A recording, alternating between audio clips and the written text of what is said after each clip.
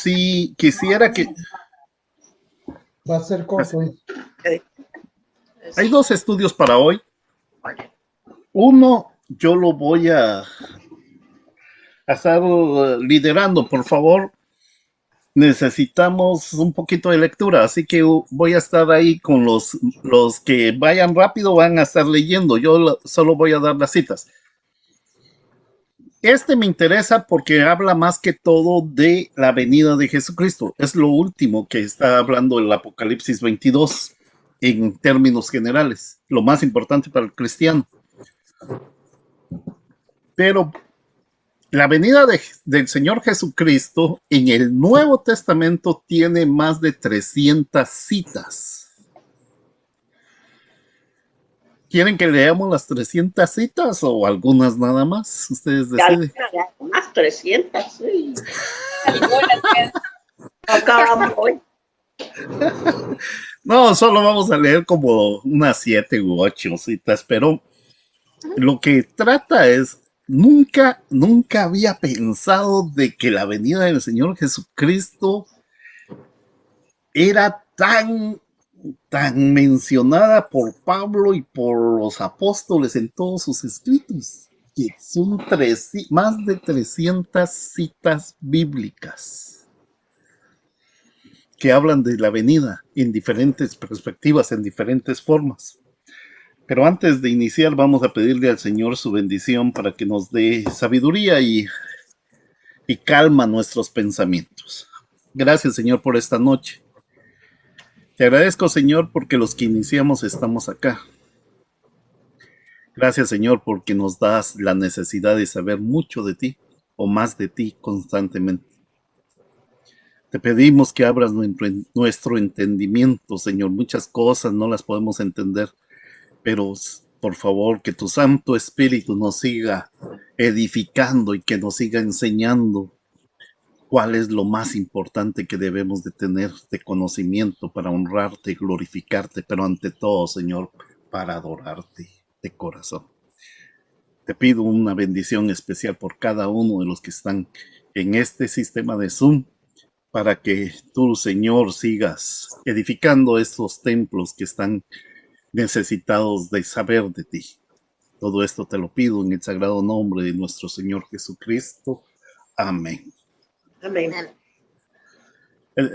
Les prometo que no voy a leer las 300 citas bíblicas, pero vamos a iniciar entonces con Revelaciones 22. Si se abre mi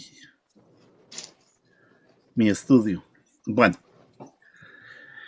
La idea de que Dios finalmente juzgue al mundo, mis estimados hermanos, es un tema importante del Antiguo Testamento. Fíjense, aquí hay una diferencia entre Nuevo y Antiguo Testamento. El primero dice que la idea de que Dios finalmente juzgue al mundo es un tema importante del Antiguo Testamento. Pero aquí va a cambiar algo. Y es parte del pan de vida. Apocalipsis dice que y el Nuevo Testamento dice que la idea es que Jesús va a juzgar al mundo. Y este es un tema importante del Nuevo Testamento. Pero quisiera entrar al Salmo 93, un bello salmo que si a alguno le gusta memorizar, le pido que memorice ese salmo. Salmo 96, 13. ¿Alguien quiere leerlo, por favor?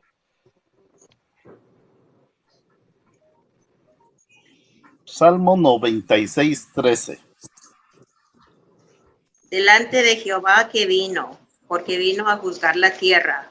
Juzgará al mundo con justicia y a los pueblos con su verdad. Wow. Este es un recordatorio de los libros del Antiguo Testamento. Los creyentes en el Antiguo Testamento experimentaban un mundo de persecución, de pecado también, donde todo no era correcto. A menudo esperaban el día en que Dios pondría todo en orden. Ellos, como nosotros, podían mirar alrededor del mundo y dentro de su propia sociedad que estaban groseramente equivocados. Le puse eso de grosera porque sinceramente había mucha equivocación de parte de la sociedad en ese entonces. Pero voy a usar a mi escritor favorito del Antiguo Testamento, Isaías 11:4.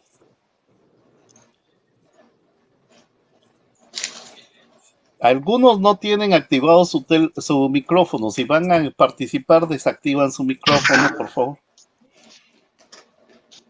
Isaías, ¿qué? Sorry. 11:4.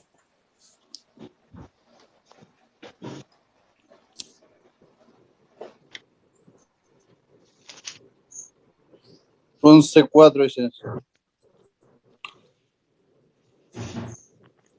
Dice. ¿Yo? Sí, ya lo tiene. El primero que tenga. No se preocupe por los demás, entenderemos sino todos. que juzgará con justicia a los pobres y arregirá con equidad por los mansos de la tierra, y herirá la tierra con la vara de su boca, y con el espíritu de sus labios matará al impío.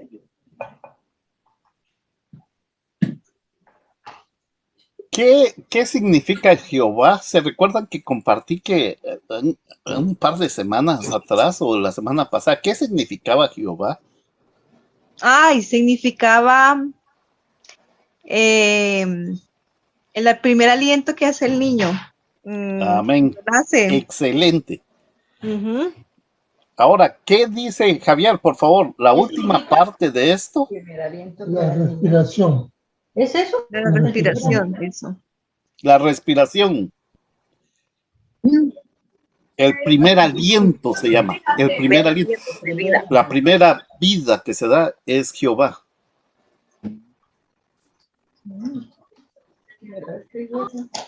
Por eso, ¿podría repetir la segunda mitad de lo que leyó, por favor, Javier? Donde Hermano Javier. Y herirá la tierra con la vara de su boca, y con el espíritu de sus labios matará al impío. En otras palabras, retirará su aliento de ellos y morirán. Esta es la expresión de esperanza de Isaías, que un día Dios pondrá las cosas en orden. Los que son pobres y están afectados, los que son pasados por alto y los que son maltratados por el mundo de hoy, por ellos Dios ajustará cuentas y Él hará lo que es correcto para los malvados. Esa es la esperanza en el Antiguo Testamento para los seguidores o para los que creían y confiaban en Jehová. Sin embargo, para el cristiano cambia un poquito y dice, el cristiano mirando el mundo que le rodea y reconoce que hay algo que nunca se pone en su sitio en esta vida. La esperanza es que en el último día Dios ponga las cosas en su sitio. Es una copia de la esperanza del Antiguo Testamento. Pero esta esperanza, que es la siguiente, está liderada por Jesucristo, que en algunas de las circunstancias difíciles de nuestra vida que tenemos hoy, también puede ser liderada por Él. En el Nuevo Testamento, esa esperanza de que Dios ponga en su sitio ahora está firmemente asentada y centrada en Jesucristo. ¿Y dónde está eso? Pues Mateo 19:28.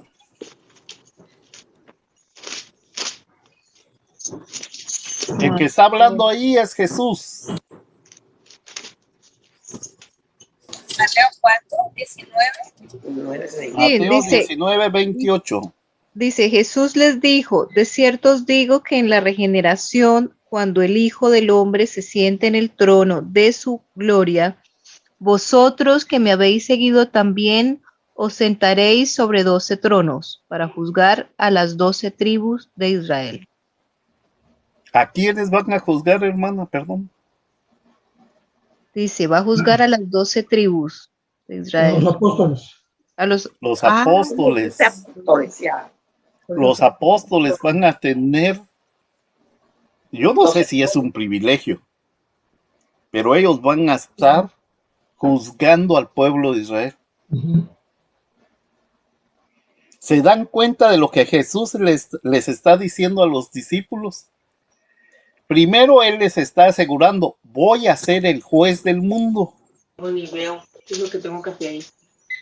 Segundo,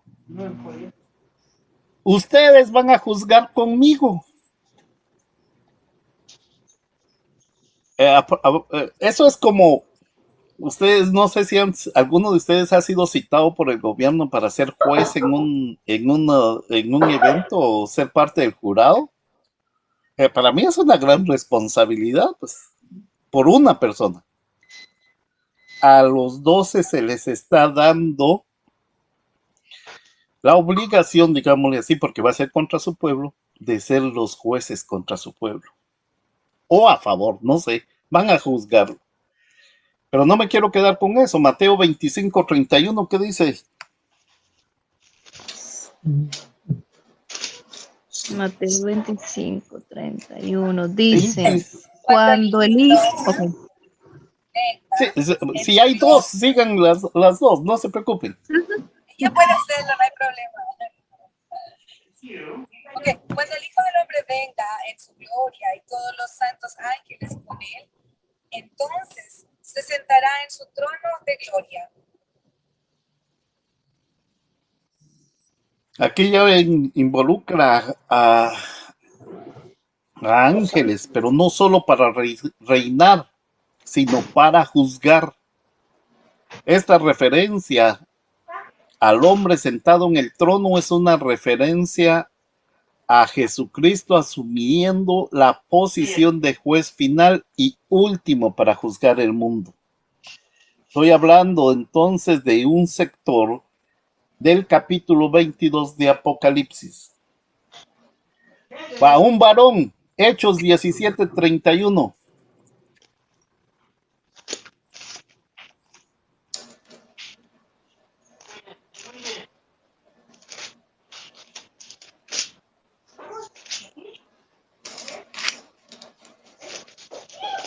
Dice, por cuanto ha establecido un día, juzgará al mundo con justicia por aquel varón a quien designó, dando fe a todos con haberle levantado de los muertos.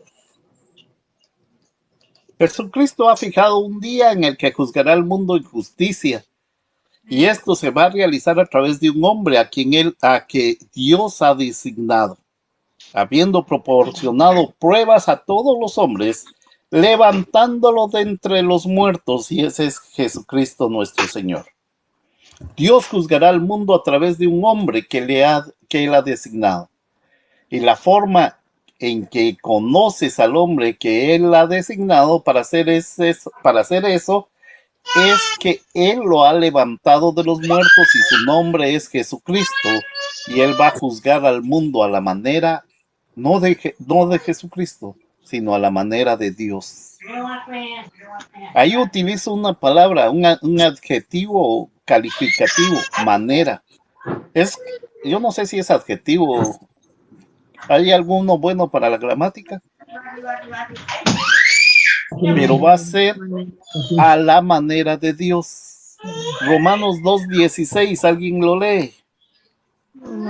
Romanos 2:16, ¿sí? Dice, Sí. en el día en que Dios juzgará por Jesucristo los secretos de los hombres conforme a mi evangelio. Pablo está meditando en esta relación con los romanos. Y él dice, en el día en que, según mi evangelio, Dios juzgará los secretos de los hombres por medio de Jesucristo, nuestro Señor. La hermana Patricia dirá, solo para los hombres. Así que el apóstol Pablo dice que incluso los secretos más íntimos de la humanidad serán descubiertos, serán desvelados y juzgados por Dios y Jesús. Prepárate, cabrito. Prepárate, joven. Ese día que se desvelen todos los secretos y nos vamos a poner algunos muy colorados, ¿no? Los secretos más íntimos serán develados. ¿Y qué dice Corintios? Primera de Corintios 4:5. Primera de Corintios. Y aquí va más lejos. 4:5. Pongan atención en este pasaje, por favor. 4:5. 4:5, primera. Así que no juzguéis nada antes de tiempo, hasta que venga el Señor, el cual aclarará también lo oculto de las tinieblas y manifestará las intenciones de los corazones. Y entonces cada uno recibirá su alabanza a Dios. Prepárate, cabrito. No es solo que Dios descubrirá cosas ocultas de las tinieblas, sino que también descubrirá los motivos de nuestros corazones. Dios conoce. Esto nos recuerda que cuando verdaderamente meditamos bíblicamente en el tema de la segunda venida y el juicio de Cristo, ese arrepentimiento personal es siempre por lo menos una de las respuestas apropiadas. El pensamiento de que mi corazón y sus motivaciones van a ser descubiertos. A mí me dejó sin dormir cuando hice esto. Es un pensamiento inquietante aparte de la gracia de Dios. Pero esto, en lugar de causarles desvelos como a mí, lo que debe de provocarnos es el arrepentimiento y ser claros con Dios. Segunda de Corintios 5:10, ¿qué dice?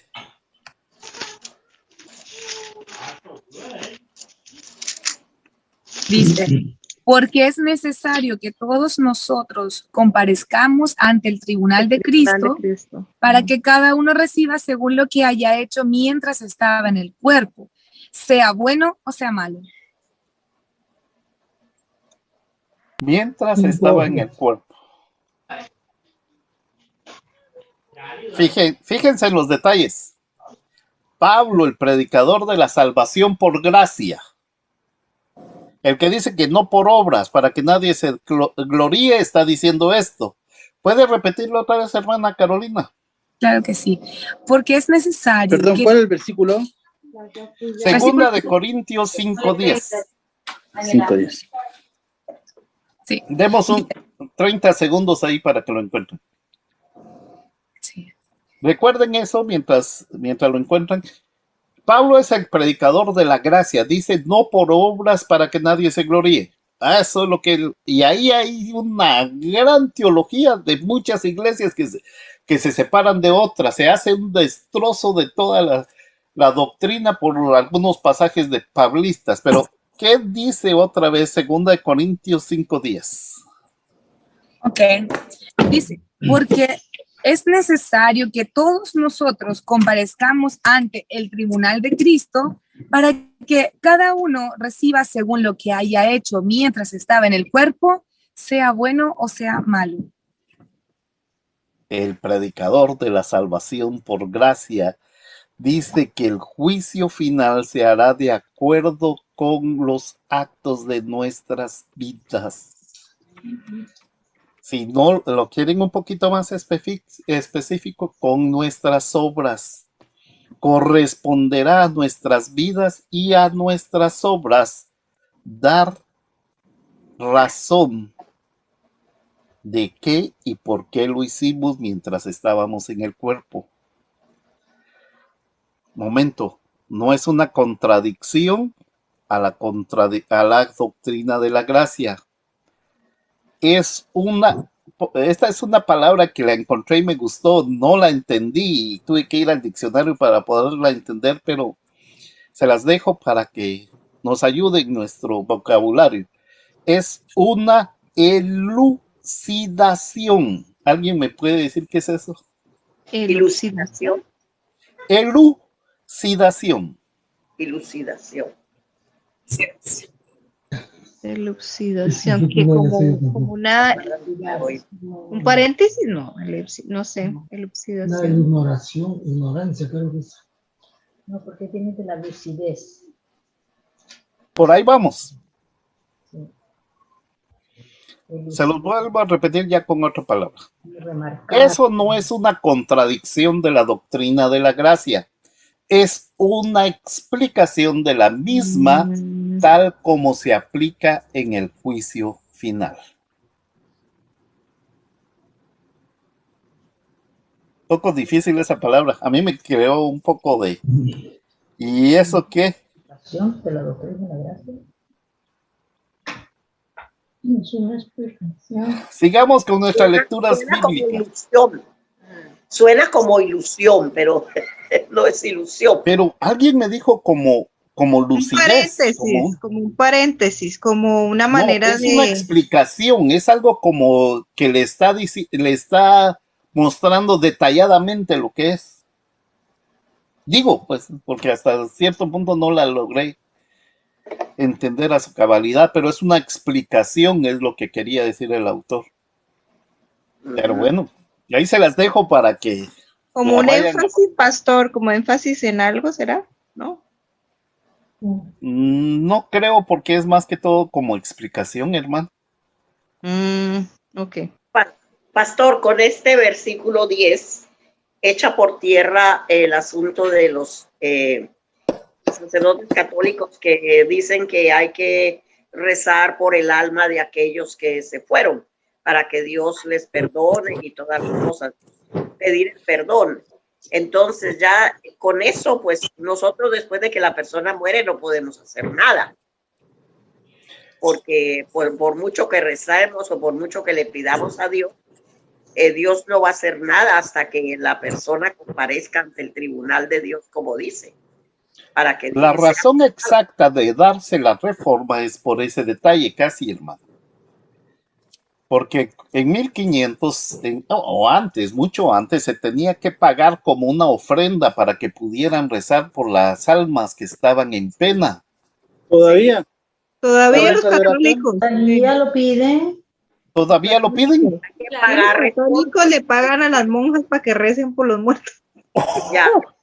Bueno, ese es uno de los motivos de la reforma. Miren, quiero ser muy claro en esto. La reforma no tiene la intención de destruir la Iglesia Católica, sino reformar significa quitar lo que no está siendo de testimonio para la misma Iglesia. Es una reforma. No está diciendo estamos creando una nueva iglesia. Si Calvino viviera, Calvino diría, o Lutero dirían, no era lo que nosotros estábamos proponiendo, sino que era quitar todas esas cosas que manipulación para obtener dinero para poder salvar la vida o las almas de las otras personas. Muchas gracias, hermana Marina, muy buen punto para traerlo acá. Pero sí, aquí, como usted dice, echa por tierra todo lo que ellos estaban planteando. Sí. Pero vamos otra vez a otro, con el bendito Pablo. En segunda de Timoteo 4:1, ¿qué dice?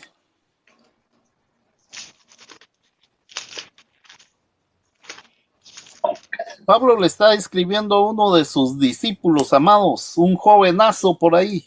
Encarezco delante de Dios y del Señor Jesucristo, que juzgará a los vivos y a los muertos en su manifestación y en su reino. En su apariencia, dice otro, y por su reino. Así que la carga que viene en el nombre de Jesucristo, el juez de los vivos y los muertos, aquí vemos de nuevo el lenguaje que se encuentra en el credo de los apóstoles. No es católico ese credo, vuelvo a insistir, hermanos, no vayan a... Yo lo he escuchado en las iglesias evangélicas también, el credo apostólico. El credo apostólico no es católico. No, no es católico. ¿Cuándo se creó el credo apostólico, pastor? Mire, si no estoy mal, eso ya vino después de la Reforma, pero más que todo hay como 7 credos, pero más o menos vienen desde el año 1600, 1700. Yo creo que el primer credo sí viene antes de la Reforma, pero hay como 7 credos hasta que se llegó en 1800, si no estoy mal, pero me gustaría hacerles una información pequeña para Pero una el credo no era próxima. de los apóstoles, que ellos lo escribieron para dejar las cosas claras. No, los credos se hicieron en los concilios, ya después de que Constantino hizo oficial la religión católica, se hicieron concilios, comenzaron a hacer los concilios, y en esos concilios es cuando se empezaron a crear los credos, para unificar la religión. Pero en Hechos dice la que iglesia de Oriente y de Occidente tenían ideas diferentes, entonces querían unificar las dos iglesias, tanto de Oriente y de Occidente. Perfecto, el pero en primer Hechos credo- dice que los apóstoles lo crearon. Los primeros credos, como dice la hermana Estela, se dieron después de los concilios, en los primeros concilios, pero no son exactamente los mismos credos que estamos manejando. Han cambiado bastantes. Hay como 5 o 6 credos que son los que nosotros como bautistas o reformados creemos. Y se los aseguro que solo 1 o 2 conocerá algún credo. Creo en Dios Padre. Padre todo. Creador del cielo y Del cielo y de la tierra.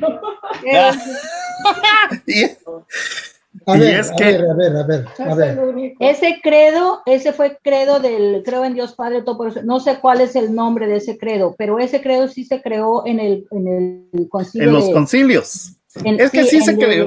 de Constantino. Por eso es que la Iglesia Católica y todas las iglesias reformadas lo tienen, porque fue de los originales y ha continuado. Si no estoy mal, es San Agustín el que empieza con ese credo, que es cambiado precisamente dentro del primer concilio de los años 300, 360, por ahí, que de Constantino. Sí. A ver, les explico un poquito sobre el credo. Ujú. El credo de los apóstoles, primeramente, como su nombre lo indica, fue creado por los apóstoles vivos, Ujú. no muertos ni después de 100 años ni 500 No. años, vivos. Y fue una necesidad crearlo por parte de ellos porque había mucha confusión. Y entonces ellos hicieron un resumen de la fe que allá se conocía en ese momento en sus detalles, y eso es lo que ellos predicaban como un resumen. ¿Te dije yo? Si ustedes quieren conocer un poco más, la próxima vez les puedo traer más detalles sobre eso, porque en la escuela dominical tenemos un curso sobre eso. Sí, es exactamente lo que dice. Por eso se llama apóstoles, ¿no? El credo de los apóstoles. Así es. Hay muchísimos credos Ujú. en el mundo relacionado con el cristianismo. Si le digo 100, creo que son pocos, pero el credo de los apóstoles es único y fue creado estando ellos vivos. Y se conoció y se difundió ese credo en mucho tiempo mientras ellos estaban haciendo su trabajo para el Señor. Excelente aporte, hermano. Muchas gracias. Permítame un segundo. Hay una notificación que dice aquí: a pesar de su nombre, el credo de los apóstoles no fue escrito por los apóstoles bíblicos, sino que se originó de la vida de los apóstoles. una forma abreviada del credo se usó como una confesión bautismal a mediados del siglo II y fue escrita por Rufino en el 390.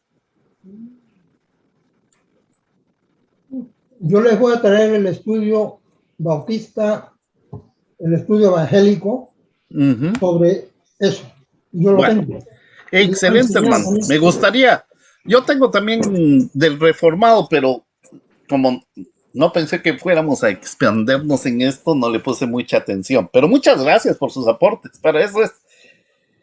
Entonces, decimos de que es en este versículo está parte de los credos, el credo de los apóstoles, y que una de sus partes realmente objetivas habla y de nuevo de a juzgar a los vivos y a los muertos.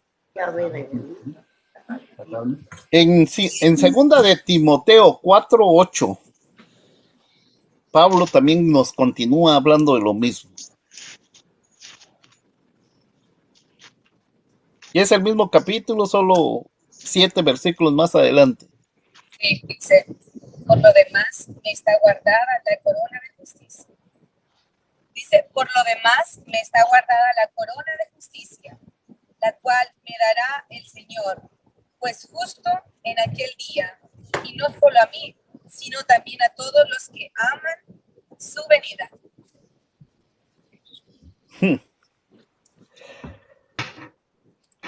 Terminemos con nuestras citas bíblicas de hoy, porque así como esta hay como 300, como les he dicho, y voy a utilizar uno de los libros que me causa un poquito de placer leerlo, Santiago 5:9. Santiago es terrible.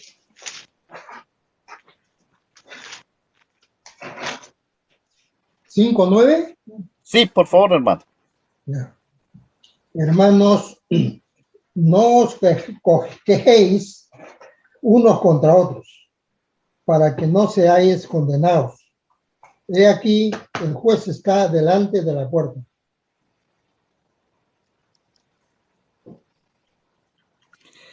Imaginémonos ahorita que estuviéramos pelando, perdón la expresión de pelar, al hermano Javier.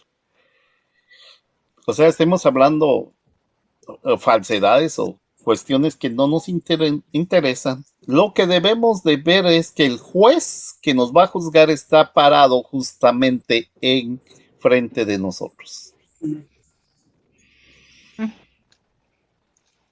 Así como les he dicho anteriormente, esto solo es alguno de los pasajes de 300 o más que en el Nuevo Testamento ilustran para nosotros esta y otras verdades. En síntesis, Dios juzgará al mundo al final y Jesús es aquel a quien Él ha designado para ese juicio. Jesús juzgará de acuerdo con las obras que hemos realizado en el cuerpo y con nuestras vidas. Y los pensamientos bíblicos sobre el juicio final nos llevarán a dos cosas. Primero, y eso es, como les digo, eso es para que ya dejen de desvelarse así como yo. Primero, lo que debe de llevarnos es al arrepentimiento. Después del arrepentimiento, entonces vendrá lo que se llama o nos dirigirá a lo que es la esperanza. La esperanza nos lleva porque los creyentes en este mundo a menudo experimentamos injusticias y el pecado del mundo. Hermanos y hermanas, si pecamos nosotros contra nosotros mismos y si nosotros mismos a menudo tenemos que probar las consecuencias de nuestro propio pecado. Un día platicaba con uno de mis hijos y les decía, papá, ¿y por qué si me arrepiento, de todas maneras no se me quita la consecuencia del pecado.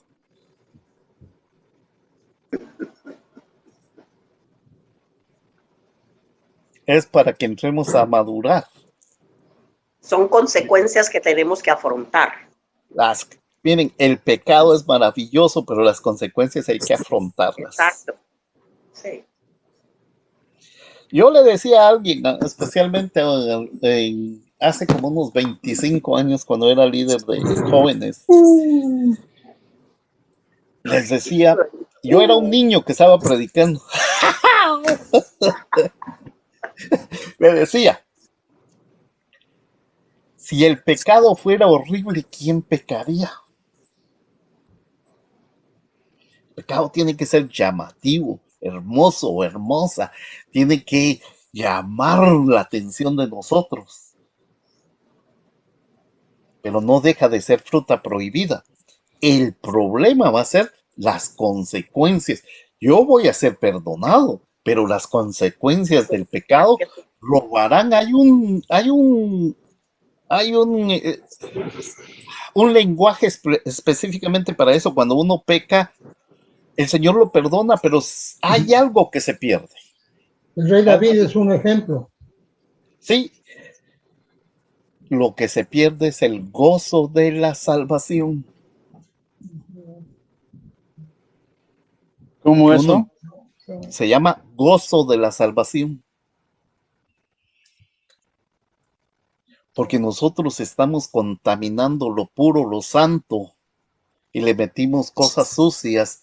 Entonces ahora tenemos que pensar cómo eliminar las consecuencias del pecado. Y entonces nos ponemos a pensar en cosas de cómo taparlo. Y hemos perdido el gozo de la comunión con el Señor. Si pecamos nosotros mismos, y si nosotros mismos a menudo tenemos que probar las consecuencias del propio pecado. Pero también nosotros como pueblo de Dios, a veces caminamos con integridad en este mundo y todavía experimentamos la injusticia de los pecados de los demás. En este contexto, la segunda venida no es algo que debemos como cristianos, como este grupo, no la veamos con temor. ¿Se recuerdan qué pensaban antes de ingresar a Apocalipsis? Así como, uy. Miedo. Exacto. Ahora ya lo vemos como con esperanza, como el día de nuestra reivindicación cuando Dios venga y haga las cuentas correctas. Y entonces Dios declare no culpable, no guilty, a los que no son culpables, y castigue a los que son malvados. Eso es llamado comúnmente la esperanza cristiana.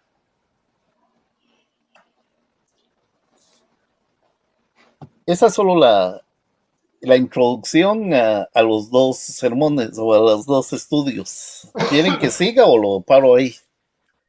El rey David es un buen ejemplo de lo que significa pecar, ser perdonado, pero asumir las consecuencias del pecado. Él lloró, se afligió, nunca más volvió a ser el rey que había sido antes, después de pecar. Inclusive, podríamos decir de que aunque ya había sido perdonado, ya no volvió a ser tan feliz como antes. Porque inclusive él quiso construir el templo al Señor y el Señor le dijo, tú no me vas a construir el templo porque tus manos están manchadas con sangre. Porque él había matado a Urías. Y lo bueno que él hizo fue que sí se arrepintió de corazón. El Señor vio que su arrepentimiento era sincero y lo acompañó de lágrimas y de gritos lamentosos, suplicando que no le quite su Espíritu Santo. Entonces el Señor reconoció esa actitud de David y lo perdonó, pero asumió todas las consecuencias de sus pecados. Amén, hermanos. Hay un segundo punto que quiero compartirles. Se recuerdan que el primer punto es que tanto el Antiguo Testamento habla sobre el juez que va a ser Dios, que va a hacer el juicio por parte de Dios. Y en el Nuevo Testamento será a través de Jesucristo. Ahora, la verdad bíblica de la segunda venida de Jesús al juicio está diseñada para llevarnos a la fe y a la confianza o la fidelidad para Dios.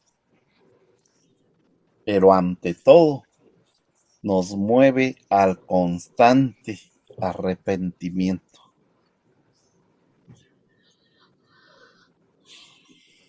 Pensemos que ya estamos en el juicio final y que vamos a descubrir nuestros propios corazones en el último día. Sépanlo desde ya que Jesús sabe incluso nuestras motivaciones que acreditamos a los demás como nobles y gloriosos. Algún día todo será revelado y eso nos hace decir: Señor Dios, cúbrenos con tu perdón y gracia, porque aparte de ti seríamos deshechos en el juicio. La doctrina de la venida del juicio de Cristo nos mueve tanto a la esperanza como al arrepentimiento. Pero ¿cómo nos prepara para la venida? Hay cosas que en esto quisiera que pusieran un poquito de atención porque es bello, pero es doctrinal. Quiere decir un poquito difícil para algunos en entender, especialmente para mí. Fíjense, Mateo 24 y 25. ¿Alguien sabe de qué trata el Mateo 24 y 25? No lo lean, sino de qué trata. O si quieren leerlo, pero solo vean el rótulo o el título. 24, 25. Habla de la higuera, si no me recuerdo.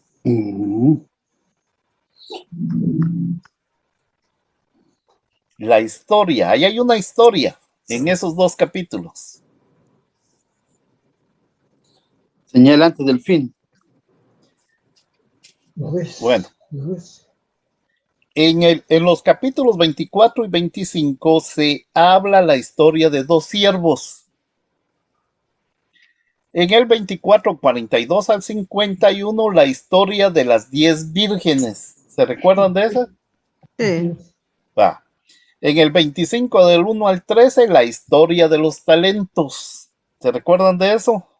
Sí. Mateo 25, 14, 30.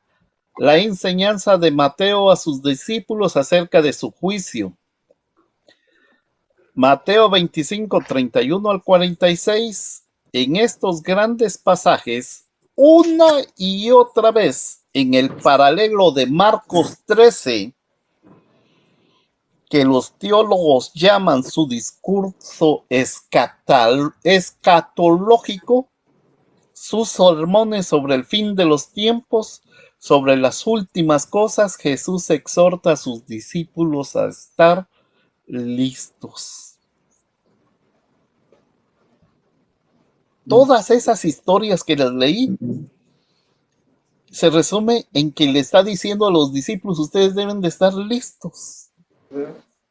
En otras palabras, Él los exhorta a vivir a la luz de la realidad de su venida, porque su venida marca una diferencia en la forma que estamos viviendo. Algunas personas se han preparado para la venida de Jesús tratando de calcularla, o muchos están de decir de que será en el año 1985, hasta se matan. Otros dicen que es en octubre de 1994. Algunos dirán, uy, es que los que son seguidores de esas teologías dirán, uy, de plano vino y se fue. Pero otros dicen, no, él viene en el año 2000. Pasó el año 2000 y otra vez, uy, vino y se fue. Jesús mismo dice, no trates de calcular el día de mi venida. Prepárate para ello. Entonces, hermanos, hermanas, el llamado de Apocalipsis no es creer en fechas, sino creer en lo que la Biblia dice. Yo puse una pequeña oración: oh Señor, no quieres que lo calcule, sino en cada una de estas historias que leí anteriormente es lo que dice. En la historia de las 10 vírgenes, él dice: prepárate, porque no sabes cuándo vengo. Sí. Usted no sabe el día, la hora en que el novio va a aparecer. Así que tenga su aceite listo, tenga las mechas de las lámparas listas. No se vaya a quedar sin gasolina para echarle a las lámparas. Deben de estar listos para mi venida, porque nadie conoce ni el día ni la hora. ¿Cuántos no la conocen, dice ahí? Nadie. Nadie. ¿Por qué creemos en muchas tonterías a nuestro alrededor? Hay que creer en la Biblia. En la historia de los 2 siervos, él te dice cómo estar listo. Al ser un siervo fiel del Señor, a ser obediente a los mandamientos de Cristo. La razón bíblica para la fidelidad y el compromiso en el servicio del reino es: Jesús viene de nuevo y Él quiere encontrarnos ocupados en su obra. No que estemos ahí con las lámparas apagadas y solo encenderlas cuando Él venga, sino ocupados. Y eso que les estoy diciendo no me lo saco de la cabeza. Mire, en la historia de los talentos, aprendemos que el Hijo del Hombre viene a juzgar, y cuando Él venga, Él juzgará de acuerdo a nuestra obediencia. Las recompensas que están de acuerdo con nuestra obediencia y con nuestra desobediencia. Por eso, por tanto, el lema del cristiano debe ser el mismo de los Boy Scouts. ¿Alguien sabe del lema del Boy Scout? Siempre listos. Estar preparados, específicamente viviendo en fidelidad a los mandamientos del Señor. Como dijo Thomas Ken, debemos vivir cada día como si fuera el último. Pero curiosamente, si estamos viviendo de esa manera, si estamos viviendo de modo de crisis, no estamos algunos de nosotros estaremos almacenando papel toilet, fideos o alimentos enlatados en las bodegas, porque estaremos viviendo no fielmente a donde Dios nos ha puesto en la vida, cuando estamos viviendo en crisis. Alguien le dijo una vez a John Wesley, para ejemplificar lo que dije: si Cristo regresara mañana, señor Wesley, ¿qué haría usted hoy? Él saca su librito, su agenda, lo abre, y su respuesta fue: haría lo que he planificado para el día. Esto lo dijo porque él estaba completamente al servicio del reino. Su vida se estaba llevando completamente de acuerdo con los principios de Dios. Por lo tanto, lo que quería ser encontrado haciendo cuando Jesucristo venga era precisamente lo que se había fijado hacer por Cristo en la vida diaria. Ahora, ¿pero qué Jesús enseñó de su venida? ¿Qué dice Mateo 25, 31 al 46? Alguien que lo lea. Voy a ver si tengo agua por acá. ¿Cuánto? Mateo 25, 31 al 46.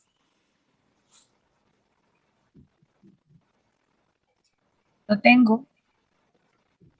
Amén. Cuando el Hijo del Hombre venga en su gloria y todos los santos ángeles con él, entonces se sentará en su trono de gloria y serán reunidas delante de él todas las naciones, y apartará a los unos de los otros como aparta el pastor las ovejas de los cabritos, y pondrá las ovejas a su derecha y a los cabritos a su izquierda. Entonces el rey dirá a los de su derecha: venid, benditos de mi Padre, heredad del reino preparado para vosotros desde la fundación del mundo. Porque tuve hambre y me diste de comer, tuve sed y me diste de beber. Fui forastero y me recogisteis. Estuve desnudo y me cubristeis, enfermo y me visitasteis. Perdón. En la cárcel y me vinisteis a ver. Entonces los justos le responderán diciendo: Señor, ¿cuándo te vimos hambriento y te sustentamos, o sediento y te dimos de beber? ¿Y cuándo te vimos forastero y te recogimos, o desnudo y te cubrimos? ¿O cuándo te vimos enfermo o en la cárcel y vinimos a ti? Respondiendo el rey les dirá: de cierto os digo que en cuanto lo hiciste a uno de estos mis hermanos más pequeños, a mí lo hiciste. Amén. 40, pastor. Amén. Ahí está. La idea en general es la misma. ¿Acaso no es interesante que Jesús diga que una de las maneras en que Él va a juzgar nuestras obras, nuestras vidas, es la forma en que tratamos a otros seres humanos, a otros cristianos, a nuestros semejantes, pero especialmente a los más sensibles? Eso puede sonar sorprendente. Eso no es tan difícil, amar a otros cristianos, tratarlos bien. Así dicen, pero sí lo es. Ustedes van a querer que yo diga cosas positivas de los cristianos. Yo soy uno, y soy uno de los representantes. Los cristianos somos pecadores. Así es. Los cristianos defraudamos. Ujú, Los cristianos lastimamos. ujú, Los cristianos hablamos en las espaldas de otros. ujú. Eso ya no se escuchó bien el ujú. Los cristianos te venden, no, te venderán. Los cristianos te crucificarán. Los cristianos te decepcionarán. Por eso es cierto, es difícil amar a los cristianos a veces. Y hay algunos cristianos que somos muy diferentes entre nosotros, porque provenimos de diferentes orígenes sociales, orígenes raciales, económicos, tenemos diferentes clases sociales, tenemos diferentes tradiciones religiosas, tenemos diferentes interpretaciones bíblicas. Algunos somos bautistas, algunos somos católicos, algunos somos de lo peor, presbiterianos, a los cuales, especialmente a los últimos, les suplico, encarecidamente, hay que amarlos. Ujú. Para construir, hermanos, un mundo mejor, debemos de iniciar por algo esencial: amarnos. Nuestras interpretaciones diferentes, ya sea política o teológicamente, no deben de ser la base de nuestras relaciones sociales o el odio, sino las interpretaciones diferentes que tengamos son los que más debemos de aceptar para llegar a la plenitud del amor. A veces es difícil. Yo no digo que es difícil, es imposible, porque para todas nuestras diferencias pesan más que las obras de Dios. Te lo repito, porque para todos nosotros los de Dafferin, nuestras diferencias pesan más que las obras de Dios. Cambiémoslo en un término más global para que no sea muy específico. Sí, porque yo no entendí. Para todos los cristianos, nuestras diferencias pesan más que las obras de Dios. Sí. El Señor Jesús dice, si tienes corazón para mí, tendrás un corazón para mi pueblo. Y ese corazón para mi pueblo se mostrará de la manera en que cuidas a mi pueblo en el tiempo de necesidad. Por eso yo te juzgaré de acuerdo a tus obras. Si tuviéramos que hacernos esta pregunta, si te paras ante Dios el día de juicio y Él te preguntara, a ver, Julio, ¿por qué debería dejarte entrar al cielo? Tienes un minuto. Todos están pensando en una respuesta. Se los aseguro que todos están correctos o que tendrían una similar. Pero, ¿qué pasaría si Dios dijera, ¿qué evidencias hay de que realmente crees en Jesucristo al que tú tomas como sacerdote para tu salvación? ¿Y qué tal si aparece Jesucristo y me dice, o yo le empiezo a decir, Señor, Señor, ¿acaso no profeticé en tu nombre? Y en tu nombre echamos fuera demonios y en tu nombre hicimos muchos milagros. Entonces Él me puede responder, nunca os conocí, apartaos de mí, hacedor de maldad. Hermanos, otra vez, ¿qué evidencias hay de que somos hijos de Dios o realmente cristianos?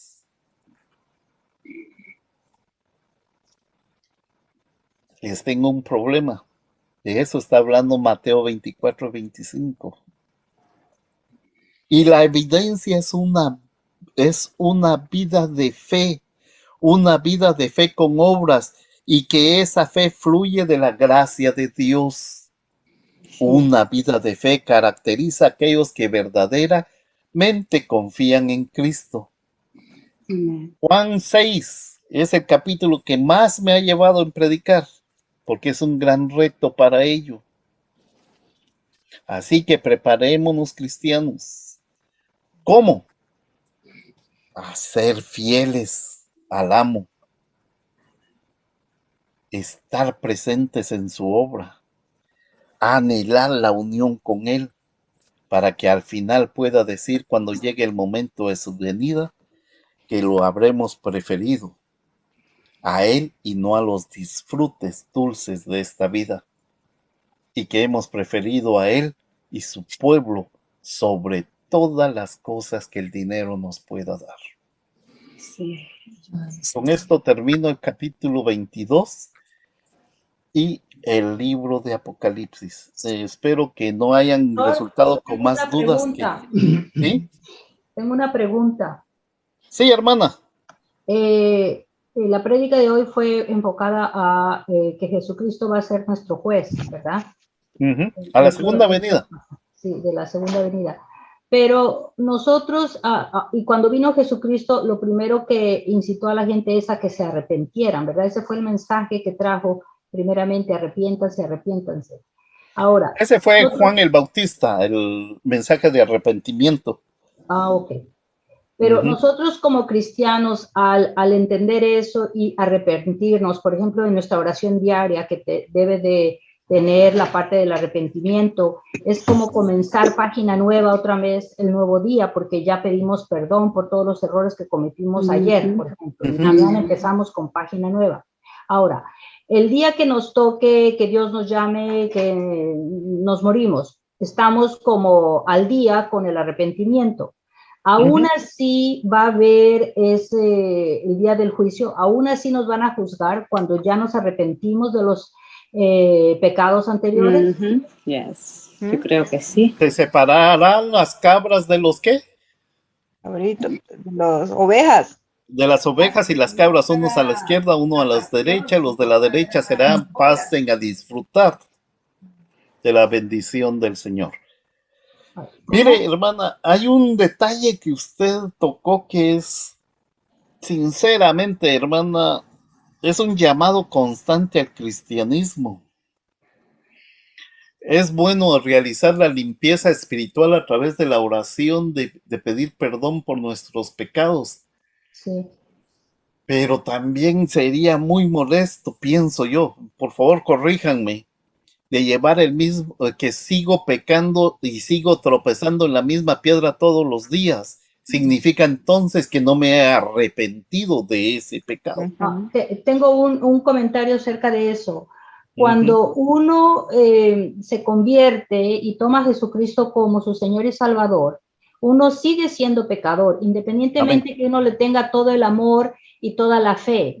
Pero la diferencia es que ya no vivimos en un estilo de vida de pecado.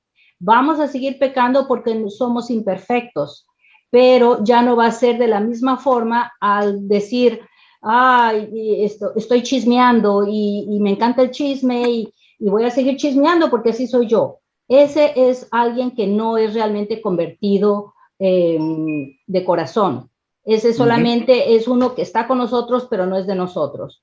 El que es convertido realmente, sinceramente, es el que dice, me encantaba el chisme, pero yo sé que es algo que no debo continuar y no lo hago más. Y si lo llego a hacer, va a ser una vez de que se me salió, pero no porque lo hice intencionalmente. O sea, vamos a seguir pecando, pero ya no va a ser con la intención de pecar. Va a ser porque somos imperfectos o porque de alguna manera algo pasó y fuimos débiles, pero no intencionalmente. Esa es la diferencia. Y el que sigue pecando porque, Dios me va a perdonar de todas maneras y me arrepiento y ya, ese es alguien que no es realmente convertido. Ese es un falso convertido. Es que también el Espíritu de Dios nos redarguye cuando nosotros hacemos algo y realmente el Espíritu del Señor está en nosotros, nos redarguye. Yo lo siento como cuando un papá estuviera a mi lado y me dijera, no me ve nadie, pero hija, ¿qué hiciste? Esto que acabas de hacer no está correcto.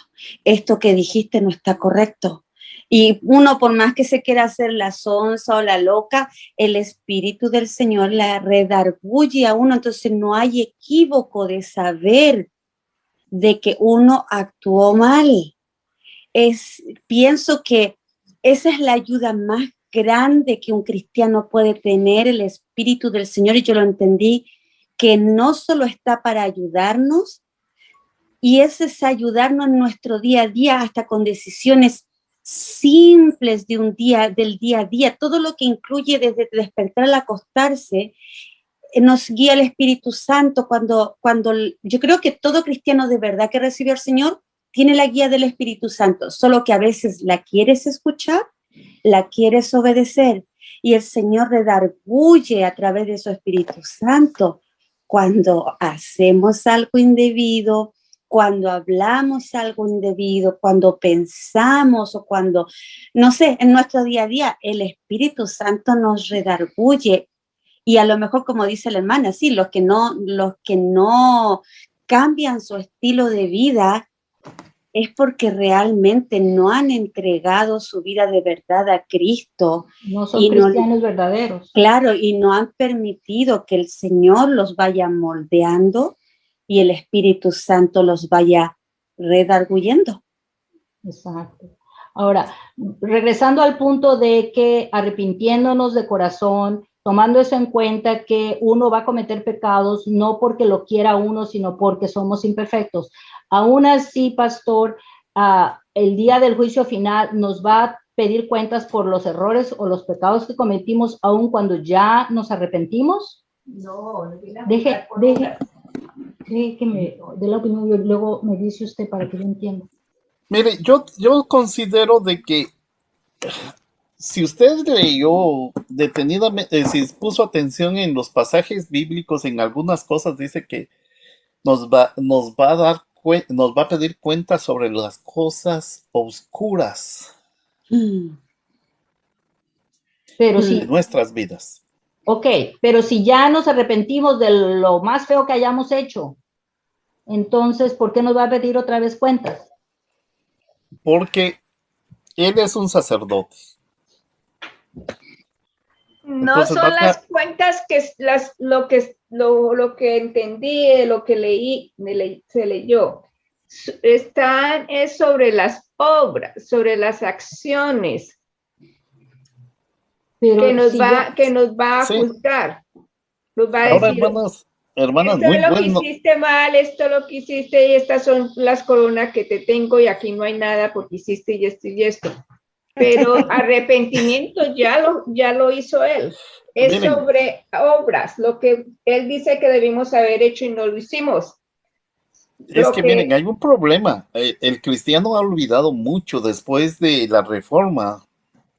Si bien es cierto, la reforma genera un avance dentro de la vida religiosa, también retrocede muchas cosas. Porque muchos creemos de que somos salvos por gracia. ¡Ah! Pecador o no pecador, hay que seguir. Exacto, porque ya estamos por gracia. Ya estamos salvos. Exacto.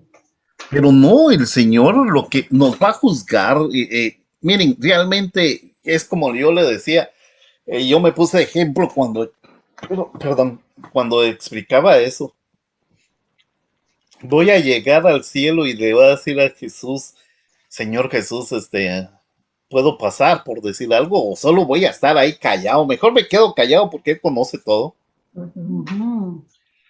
Pero en el último momento lo único que me va a salvar es su gracia. Ya es una predestinación para ello. Pero sería injusto desde mi punto de vista humano, y recuerden que los juicios de Dios son tan diferentes a la interpretación humana. Yo creo que para ser justos tendríamos que entrar buenos y malos al juicio y algunos serán declarados no culpables. Y esa era la idea que manejaba acá. Pero es porque Jesucristo va a ofrecer su sangre por nuestros pecados. Pero ya entrar a detalles muy mínimos sobre cómo puede ser el juicio, yo no me atrevería a meterme a eso. Pero sí, es excelentes cositas que ustedes traen acá. Porque es que perdón, pastor, que penta la cucharada, pero cuando él estaba siendo crucificado, estaba crucificado con los 2 ladrones. Y uno decía cuánta maldición podía, y el de al lado decía, este hombre no tiene culpa de lo que ha hecho, nosotros sí merecemos la culpa de lo que hicimos. Y entonces Jesús le dijo, pudo haber hecho todo lo que hizo el ladrón, pero lo perdonó, dijo, hoy estarás conmigo en el paraíso. Entonces yo digo que finalmente él tuvo gracia y en el último momento se apiadó del ladrón. Y uno no aceptó y el otro sí dijo, este hombre no tiene culpa, yo sí tengo culpa, y se arrepintió y pudo haber hecho de todo. Yo digo, violadores, pederastas, gente que ha hecho cuanto mal que nosotros decimos humanamente y en último momento se arrepienten. Entonces uno dice, bueno, el Señor, esos son los juicios del Señor, son muy distintos, como dice el pastor. Sí, ahí está. Una de las cosas que debemos de traer a colación cuando pensemos en ello es que el pueblo, el antiguo pacto, que teníamos que ofrecer la sangre de un animal que puro por nuestros pecados.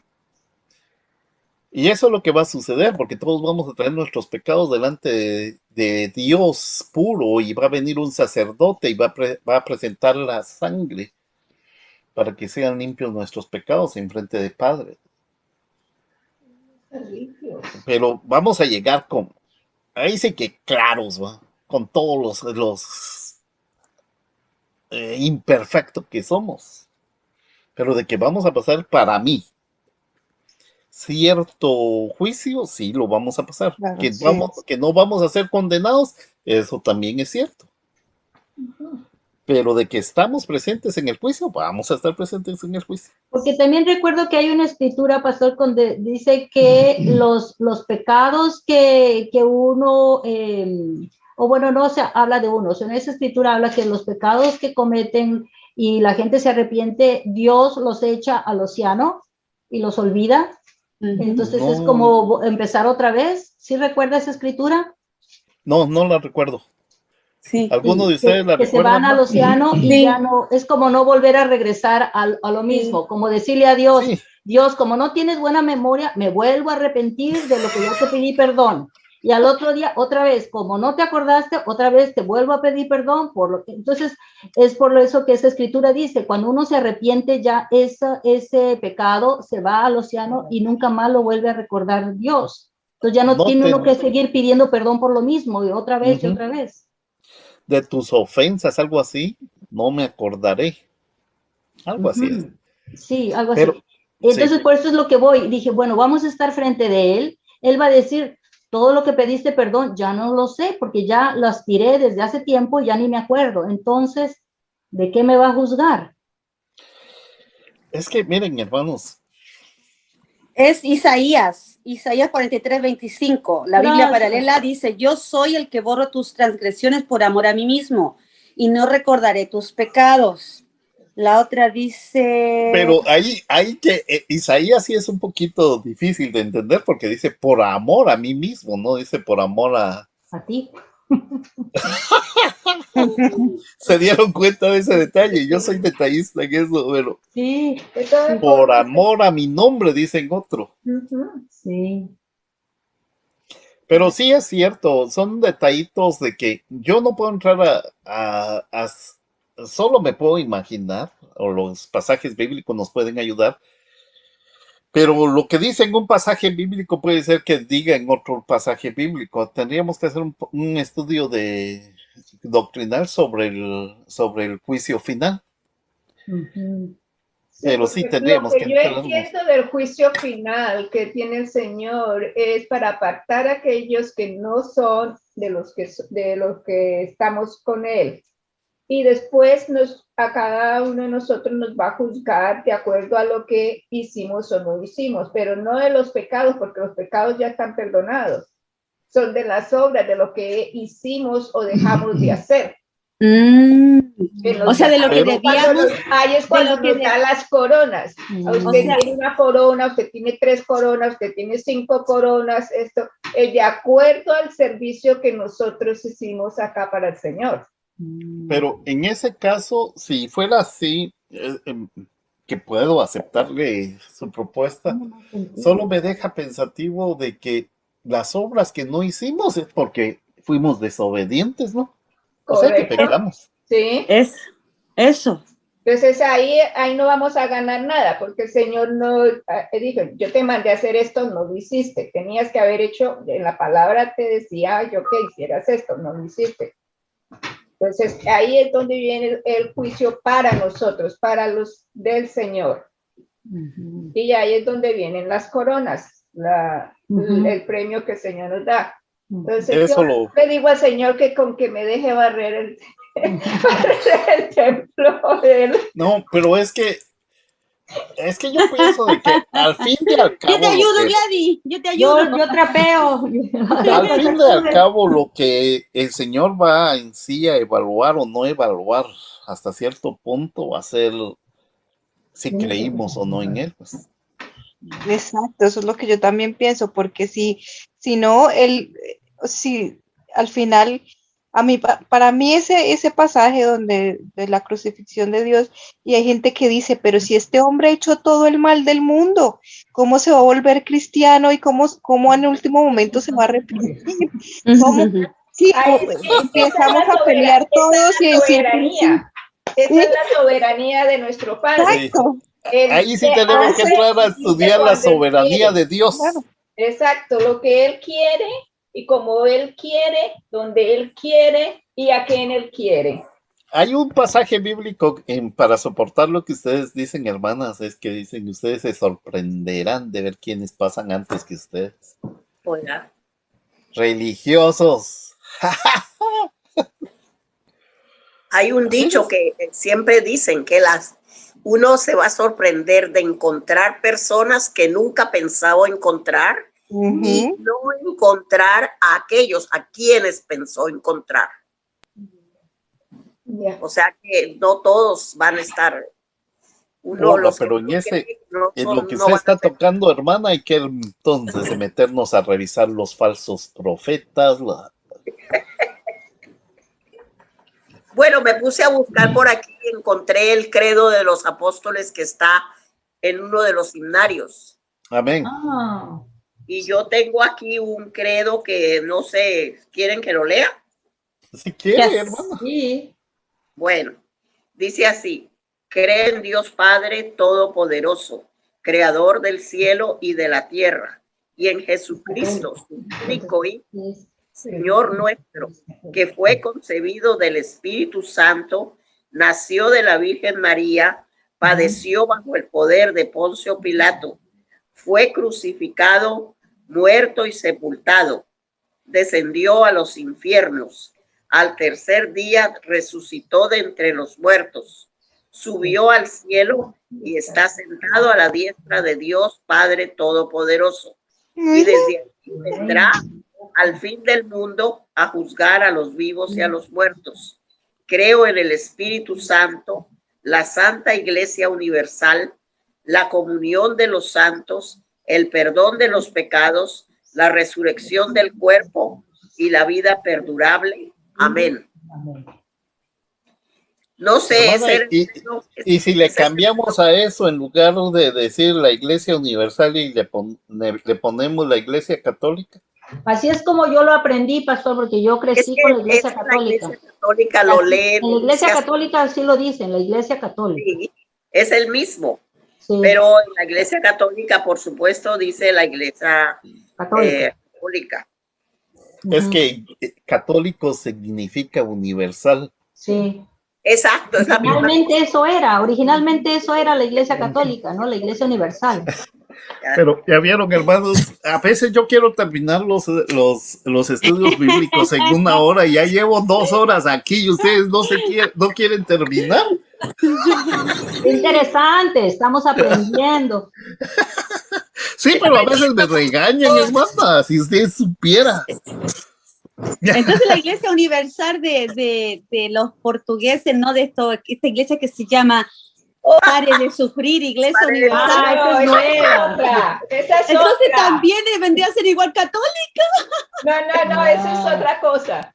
No, la Iglesia Universal es recién los apóstoles de ese tiempo, que es la Iglesia primitiva. Esa era la Iglesia Universal. Sí. Sí, la Iglesia Universal.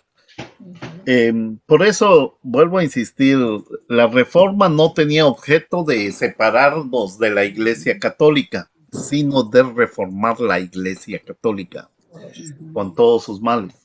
Ajá. Ya después se desvirtuó todo el movimiento hasta el punto de que se cambiaron hasta las bases bíblicas, hasta las doctrinas. Hay lo que yo he estado escuchando es que hay alrededor de más o menos fuertes, 3,000 versiones de las iglesias pentecostales con diferentes creencias. Solamente pentecostal. Solo pentecostales. No. 3,000. No. Y hay muchísima diversidad. Entonces, y la diversidad es buena, el pensamiento es bueno, pero tiene que ser bíblico. Correcto. Bíblico. Lo demás pueden hacer lo que quieran, pero bíblicamente hablando, hermanos. A ver, les hablo un poquito sobre lo que estábamos hablando hace un momento. Hablamos como 100 temas, hermano. No, va a ser cortito porque ya los escuché a todos.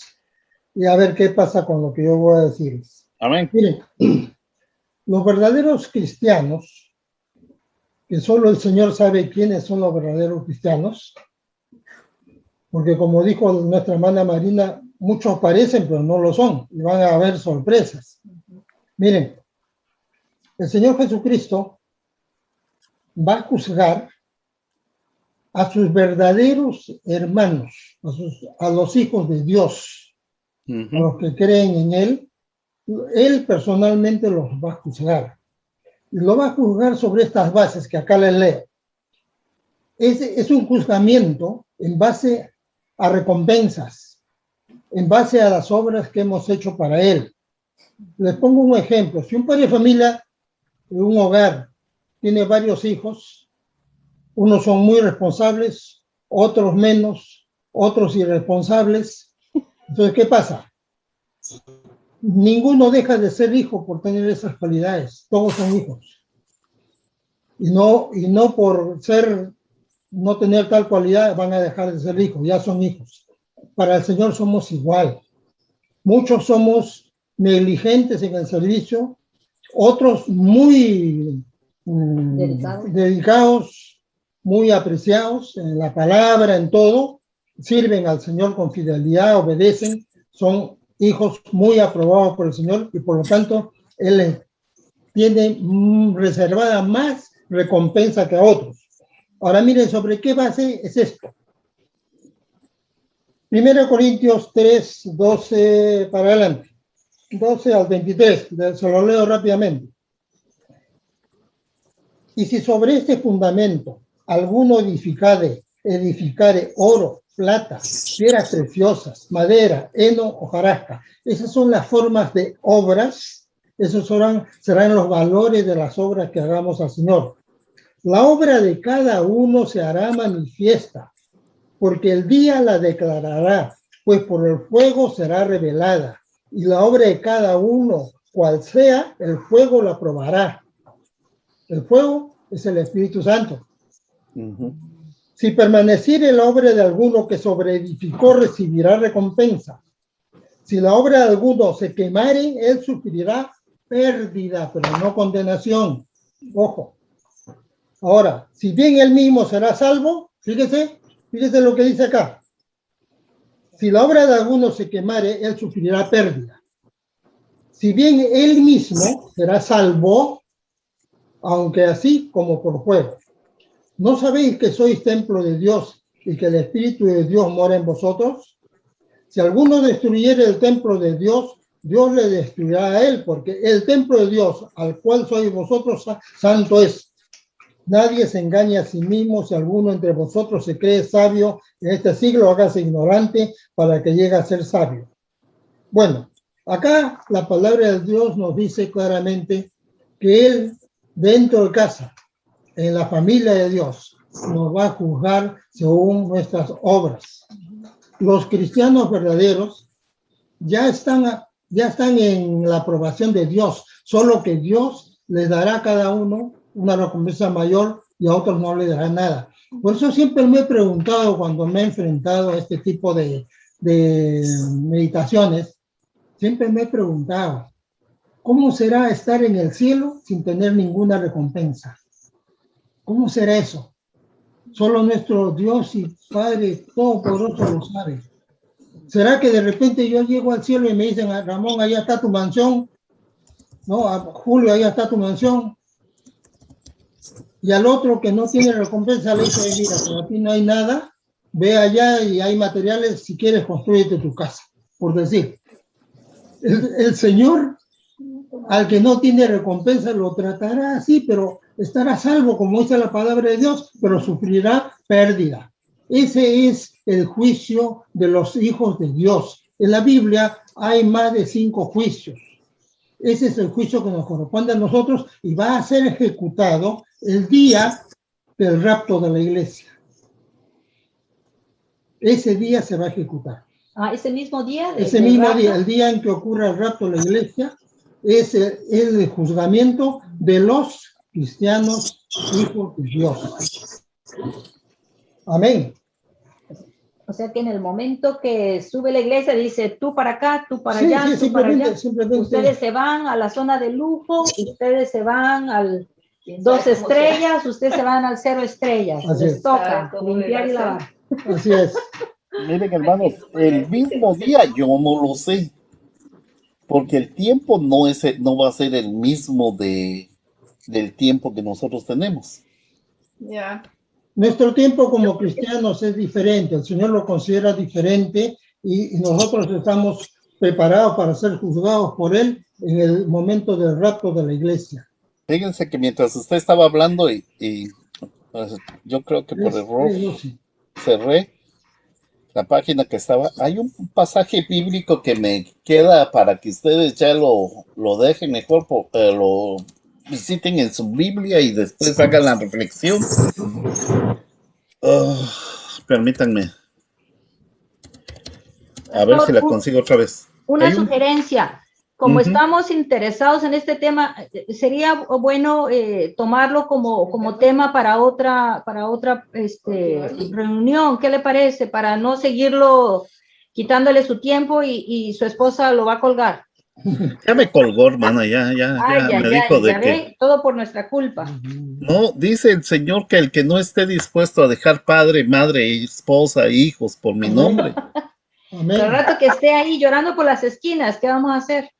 Bueno, pero el Señor me puede consolar. Puede encontrar consuelo para mí. No, miren, hermanos, así como hay este tema, pero el asunto de esto me gustaría que se tomara ya como escuela dominical en ese caso, porque para eso son temas específicos.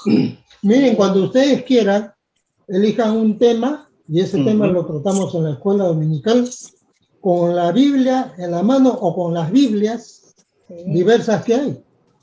No hay ningún problema, pero yo los invito y las invito a que reanimemos la escuela dominical para estos temas. Ese es el objetivo de los temas de la escuela dominical, para temas específicos.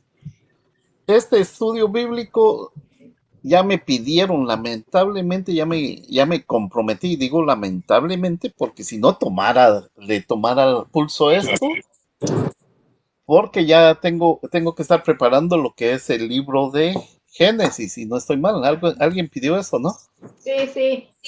Entonces, pero los invito, ahí está el hermano Ramón, y si pudiéramos ver la manera de cómo reactivar el Zoom en la escuela dominical también, no sé, son ideas locas que a veces se nos pasan por la cabeza y ya cuando sentimos. Miren, rehabilitar la escuela dominical es poner la lámpara en la iglesia.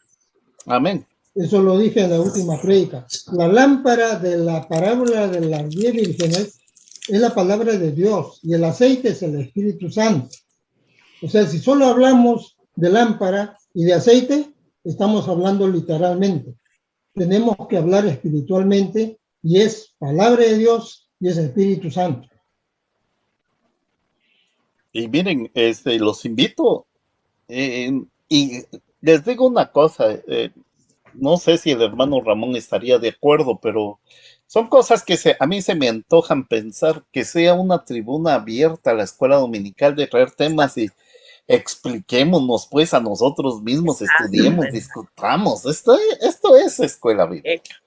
Eso es lo que a mí me gusta, que haya discusión, que haya ideas, que otras personas hablen, no solamente el maestro esté solamente leyendo o diciendo lo que va a decir, pero que haya ideas de otras personas también y discusiones, como siempre se dice, ¿no? Sí. Porque así es que uno aprende.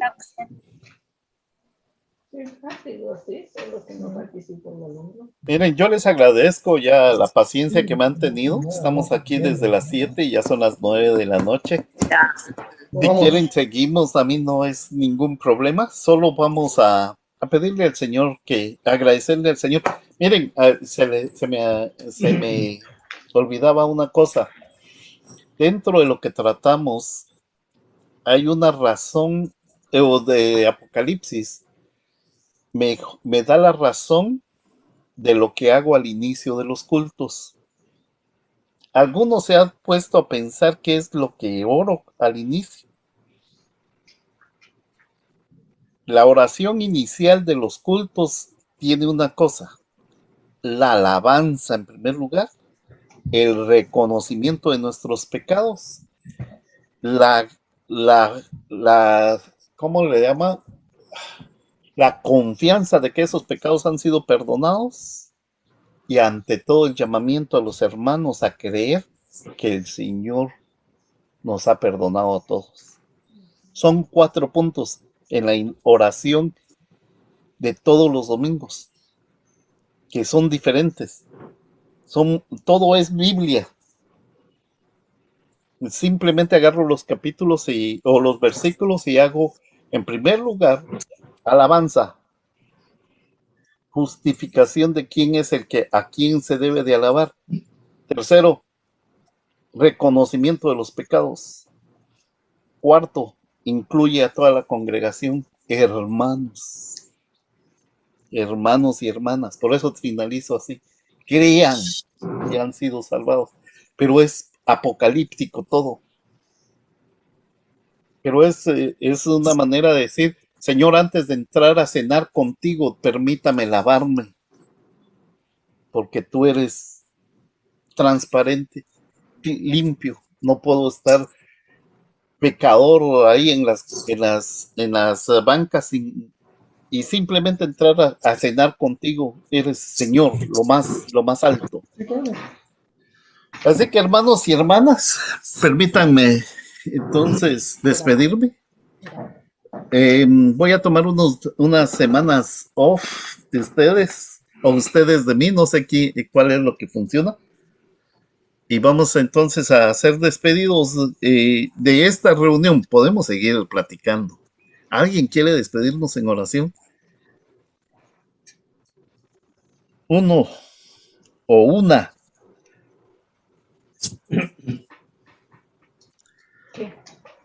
Ahora, vamos a orar. Santo Padre, Dios Todopoderoso, te damos gracias una vez más por este tiempo que nos da, Señor, de usar la tecnología a tu servicio.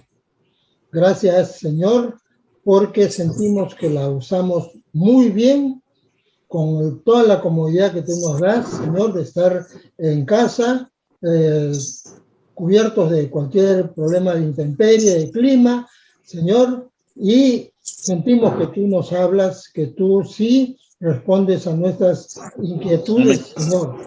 Te pedimos que nos sigas cobijando en este tipo de reuniones, que podamos cada vez, Señor, emplear más temas que tú pongas en nuestra mente y en nuestro corazón para poder edificar nuestra vida espiritual, para prepararnos en ese encuentro que tú has planificado con nosotros, en donde seremos por ti evaluados, Señor, y cada uno recibiremos la recompensa que nos corresponde según la obra que hayamos hecho. Gracias, Santo Padre, por tanto amor a nosotros que somos tus hijos, muy poquitos, pero que siempre te hemos amado y te amaremos. En el bendito nombre de tu amado Hijo, nuestro Señor Jesucristo, te damos las gracias. Amén.